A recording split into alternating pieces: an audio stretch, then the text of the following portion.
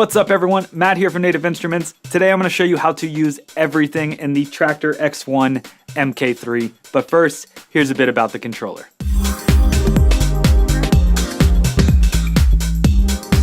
The Traktor X1 MK3 is a cutting-edge, versatile, and modular DJ controller designed to flawlessly integrate with Traktor Pro software. Unleash your creativity with its vast array of features, enabling you to craft distinctive performances through effortless effects control, playback manipulation, seamless looping, mixer mapping, and beyond. Embrace the power of advanced customization and enhanced accessibility to truly make the X1 unique to you. If you haven't checked out the Traktor X1 MK3 yet, head over to nativeinstruments.com or check out the link in the description below.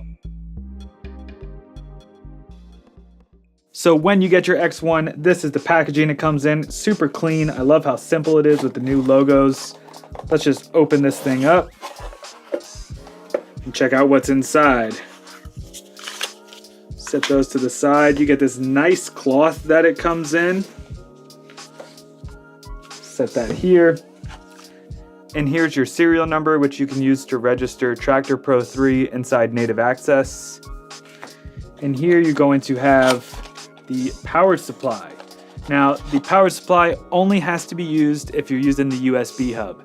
This thing is bus powered, so you can just plug it straight into your computer and you are ready to rock. But if you're gonna use the USB hub, you're gonna need the power supply. It also makes the LEDs a little bit brighter, which is nice. So that we have all the different connectors for the power supply for multiple different countries. So that's really convenient. If we open this up, there's our USB cable. We're gonna use that to connect it. Let's get this thing out of the carrying case. Super great for travel.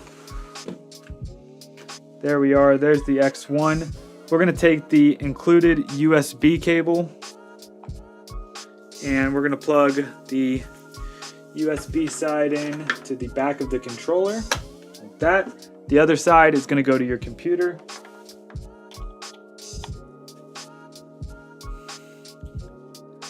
And there we go, we're hooked up. We have Traktor Pro open. One thing I want to talk about is that 3-port USB hub.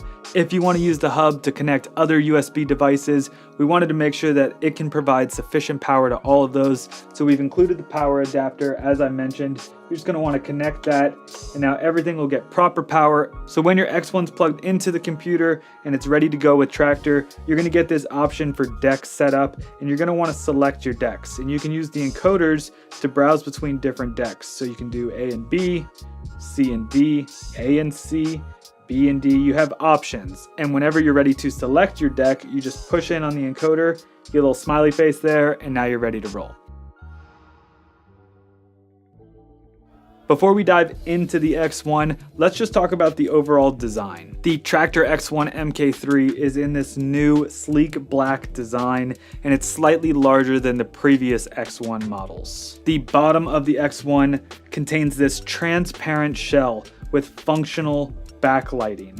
And what that means is these lights can actually act as visual cues. So if your track is looped, you're gonna see a green light. If you're slipping out of sync, you're gonna see a red light. And if your track is about to end, you're gonna get a red flashing light. On top of that, these LEDs can be color customized to whatever you want, and you can do some really cool ambient lighting with them. Back on the front, you get 5 OLED displays for essential track information. So when you're changing those different effects, you know exactly which effect you're changing. If you switch over and you're on another effect page and you change these knobs, and then you go back to your effect, you're gonna get these nice visual cues letting you know exactly where that parameter needs to hit before it actually makes the change for the effect. These screens can display tons of different information, from what effects you're using to the pattern player within Traktor Pro Plus. You can also tab over and view your mixer. We're gonna get into this a little bit later on in the video. Down here you have 2 additional displays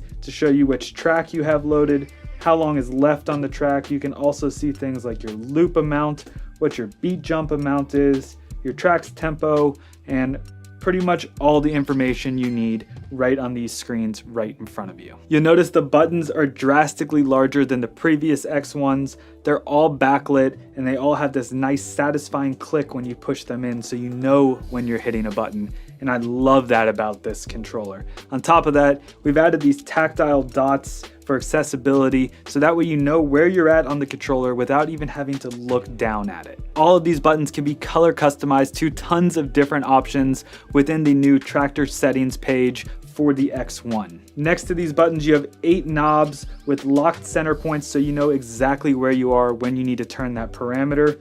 We brought back the 4 encoders from the original Mark I X1 that everyone loved, and they are just as satisfying. Every turn and every click, you get that feedback so you know what you're doing. On the bottom here, 20 transport controls, so no more holding shift all the time to access what you need right in front of you. You have so much deck control just right here, from your hot cues to queuing up, syncing your track, nudging, beat jumping, and so much more. On top of that, the X1 is pre-mapped with Traktor Pro 3 software, so you plug it in and you are set to go. If you want to dive in deeper, you can always jump over to MIDI mode and program whatever you want on this device. Now that we've checked out the overall design and flow of the X1, let's dive a little deeper and start with browsing. The browsing is super simple. Using these top encoders, you can browse through different tracks in your collection on either side. If you hold shift and turn the top encoder, it allows you to browse through the tree on the side, and pushing in opens different folders and allows you to browse between them. To load a track into a deck, it's super simple. Find the track that you want, push in on the encoder, and it's there. It also shows you the name and the end time on the screens here. Let's load in another track on the other side. Just like that, our tracks are loaded in. As you can see, browsing is super simple. Now that we have our tracks loaded in our decks, let's talk about these transport controls. Starting here at the bottom, you have simple play and sync. Play does as you would expect it to. You hit play, your track's gonna play, lights up and lets you know that it's on. Next to that, you have sync, where you can just quickly sync your decks together. If you hold sync, it actually shows you your BPM of that deck. And what's really cool is changing this lower encoder actually changes the tempo. And if you want to get even more detailed, if you push in and turn, it's going to change it in more coarse adjustments compared to the fine adjustments of just turning. So that's a nice little feature right there. Above that, we have Q, which just allows you to queue up your track and drop it in like a standard Q button. Next to it, we have reverse. Let's check that out. Simple reverse function. If you hold shift and hit reverse, it turns on flex mode, and that allows you to kind of hop around in your track while always sticking back to the beat. So we can just hit play and I'll hit some of these different hot cues or turn the loop on. You'll see it always snaps back.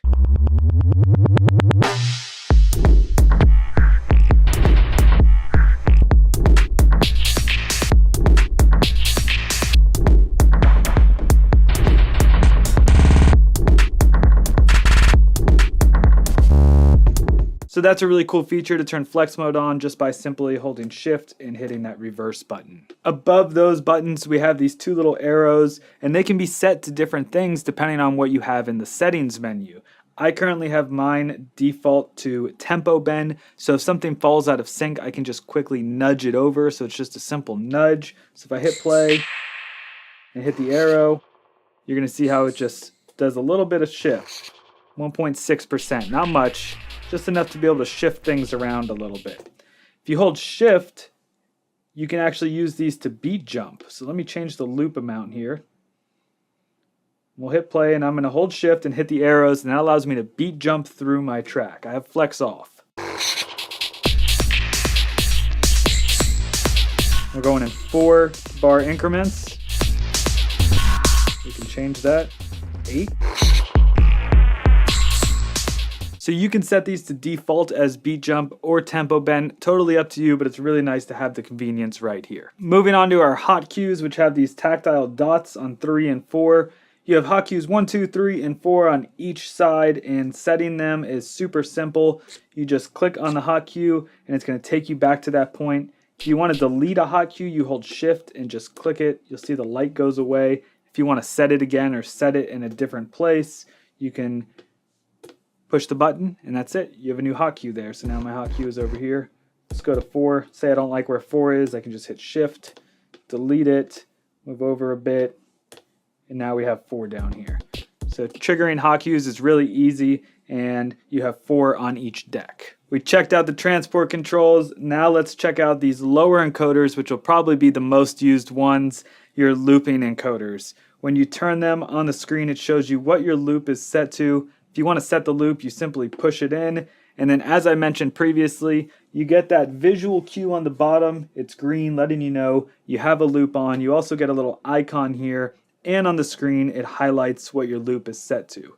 To change it, you can just simply turn it, and you'll notice this backlit number showing you that you have a loop active. When it's off and you turn it, you don't get that cue. Another thing you can do is hold shift and turn the encoder, and it's actually going to beat jump through your track by whatever loop length you have set. And you can also change the beat jump amount in the settings menu to be a predetermined value if you want. But while it's playing, let's just check this out. So I'm gonna hold shift.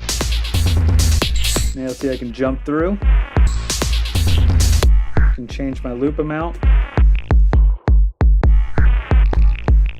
So that's the beat jump. Another cool thing you can do is while holding shift, you can push the encoder in, and what that's gonna do is set your loop to where it previously was set to. So you'll notice my loop was set on hot cue 3, and there it is, set back there. So if you jump back to the beginning of your song, it'll trigger that loop once it crosses over that point. Now this is one of my favorite features, and it's using hot cues with loops. What you can do is, let's move further down in the track. Let's turn our loop on, set to 16, and then set your hot cue. And now you'll notice the hot cue button is lit up green, and that's because it's a looped hot cue, and you can set multiple of these. So let's go later on in the track, and maybe we'll change this to an 8-bar, and let's set hot cue 4. And now we have different looped hot cues that you can jump through.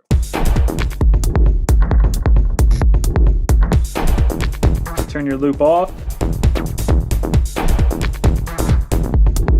And then when you jump back to that cue, it turns the loop back on for you and goes to that cueing point. We talked about the deck transport controls. Now let's talk about the effects. Effects are really laid out in the best way possible. And this is the effects section up top here. You have one button in the center which allows you to flip between effect pages. So right now I have effects 1 here. It's my effects slot 1, effects slot 2. Can push it. Then we have effect slot 3 and effect slot 4. Push it again, takes to our mixer, which we're going to touch on. Let's just go back to effects 1. You can have 4 slots of effects with 12 effects total, or you can just do 2 slots, entirely up to you. Those settings are in Traktor's menu. Right now I have 4 slots with 12 effects.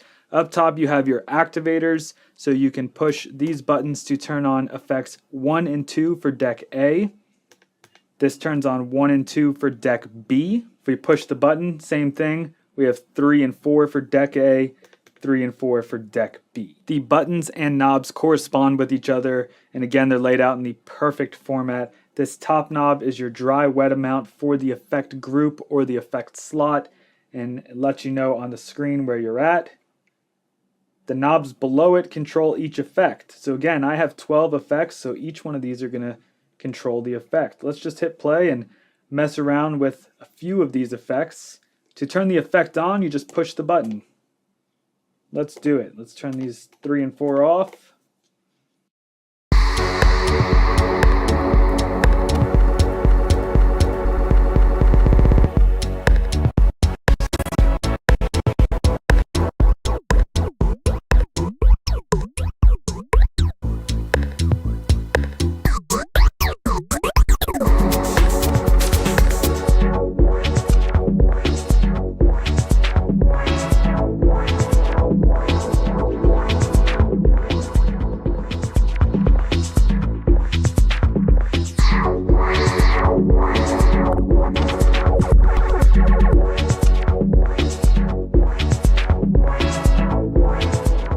So if you noticed, while I was playing with the effects, these little arrows kept popping up on the screen. And that's an indication to let you know that you need to move the knob either lower or higher to reach the parameter settings, so then you can change or apply the effect. So you'll see if I turn this, it's giving me an indication of, hey, you need to move down to 50%.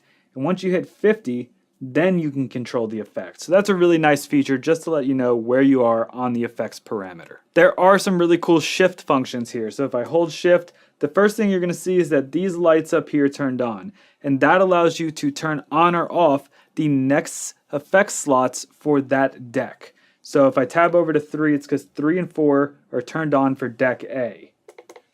1 and 2 are off for deck A, and if I hit shift, that is controlling 3 and 4. So you don't have to tab over to the page to turn those off. You can just hit shift and turn them off. Now you'll see if I go to 3 and 4, they are turned off for that deck. The other shift functions here, this top button allows you to switch between effect group, a singular effect, so you have different parameters for just one effect. And if you push it again, the pattern player, which we're going to get to in this next section. The other buttons allow you to switch between different effects in your slots. So right now, this is the beat masher, and if I push it, it's going to change to the delay. If I push it again, it's going to change to the F92 LFO. And that's just a really easy way to switch through different effects, especially if you're only using singular effect slots. And if you're on singular effects, these act as arrows up and down, so you can switch between different effects in your single slots. Those are the effects. I love the visual control on the screens. Really keeps your eyes right here, and that's one of the best parts about the new X1. If you haven't checked out the pattern player in Traktor Pro Plus, it's a really unique feature that allows you to build your own drums within an effect slot and layer those with different tracks or different decks that you have going on. So it's like having 2 additional decks to just layer in some cool beats with. So you'll see here on top it says 808 kit. You can turn them on and off. Top knob controls the volume. And if you hold shift, you have those arrows again to switch between different kits.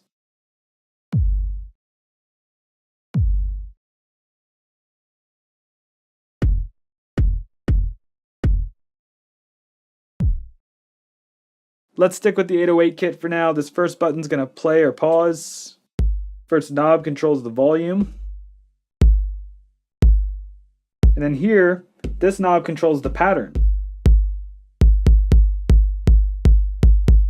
Let you see what your pattern is set to. The button actually controls the sound.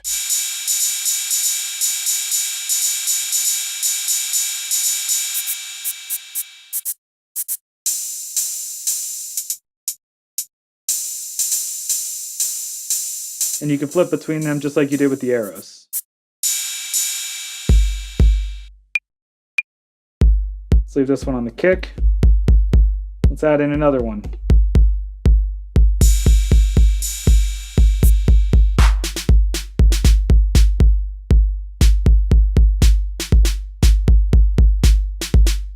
The knob below that controls the pitch.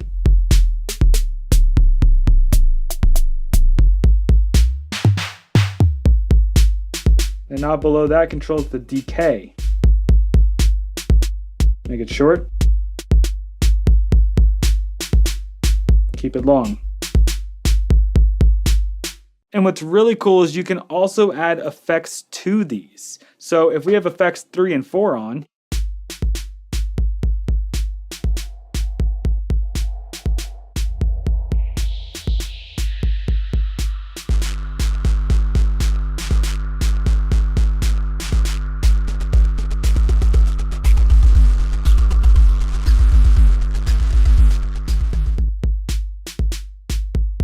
really easy to do some cool custom beats just on your own using the pattern player, and you have full control over that right here on the X1. Next up here we got the mixer. Just as you switch between the effects, you just push that button. Past 3 and 4 you're going to get to your mixer. Here's decks A and decks B. First thing it goes to is the volume, letting you know, hey, those knobs there aren't quite at 100% yet, and if you want to control the volume, you got to get that knob all the way over. The bottom knobs here control the volume. You'll see if I turn it up to 100, that arrow goes away, and now we can control that volume fader. Same thing on this side, just like that. So now we're at 100. These top 3 knobs and buttons control your EQ. Top one is going to be your highs. Next to you have a high cut. Next one is going to be your mids and a mid cut. And then you have the lows and the low cut. The button next to the volume knob for the mixer controls your monitor headphone cueing, so you can just turn that on and off. Again, you get a little icon letting you know what you're queuing up in your headphones. And that's the mixer. It's pretty straightforward, gives you everything you need right at your fingertips. Before I get into some of the alternate settings, I just want to hit play on a couple tracks here, tweak some effects. I want you to see the visual cues and get an idea of how this controller actually functions. So let's do it. Bring in our next track, sync it.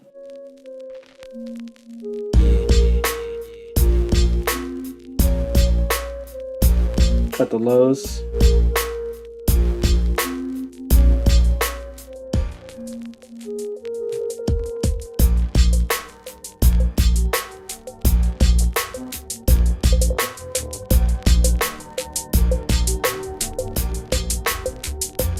Watch what happens when we push out of sync. Get that red light letting us know we're out of sync. There we go, out of sync. Push it back in. Green light showing we got a loop set. Turn that loop off.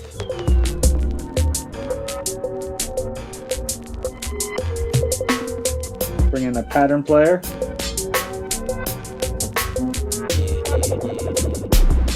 Red flashing light letting us know this track's about to end.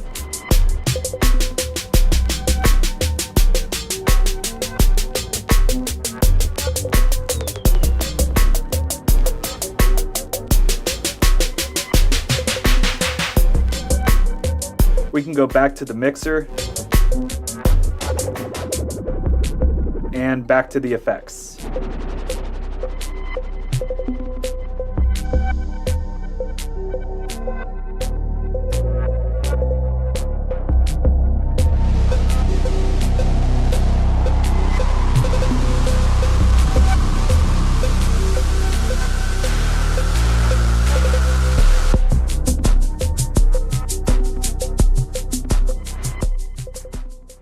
That was just a quick idea of some functions that you can use with the X1. Now I want to go over some of the alternate settings, and to do that, we're going to go into Traktor software, go to our settings menu, then we're going to go down to the X1 MK3 main. And this page allows you to change some of those shift functions or some of the default functions for different encoders or buttons. Let's check those out now. So first you have the browse encoders. As I was doing, when you hold shift and turn the encoder, it changes through the tree. You can change that to browse through your favorites, which is really convenient. For the loop encoders, I use them for beat jump looping. You can change it to adjust the key by semitone. So if you're mixing tracks in key, that's a really great and easy feature to match different keys of tracks. Your hot cue numbers, you can change all those cues to different cues, looping in and out, stutter effects. And again, these are pre-mapped. So all you have to do is change it in the menu and you're set to go. And because there are shift functions with those, you also have options for the shift functions. The nudge buttons, which I love, I use them to bend my tempo, so if something slips out of sync, I can quickly get it back in sync. You can flip those to be permanent beat jump and then shift to do the tempo bend. And then you also have the option to change your displays. So right now, I'm showing the running time of my track. We can change this to elapsed time, how much time has gone through the track. And you can also change that to be loop size by default. And those are just some of the settings. Let's jump down to the X1 MK3 Colors tab, and I can dive into how to customize the X1 with different color changes. We can change our effect buttons to be whatever color we want when we make them purple. Our hot cues, you can have different colors for different cues. Change them to mint or red. Change them all to red. Our nudge buttons, change to blue, which is our default. Our play, we can change to magenta. Sync, lime. So you get the point here. You have lots of color options that you can really make this thing fit your vibe and your style. Now let's change one of my favorite settings, the bottom LEDs. I went ahead and flipped the unit over so you can see it. And I mean, look at that. It's so cool. The PCB board with the Traktor logo on it. And the fact that these LEDs are functional for visual cues, which you can turn on and off in the menu, is really awesome. But again, these are totally color customizable to whatever you want. So we can change them to any color. And they are bright, vivid colors.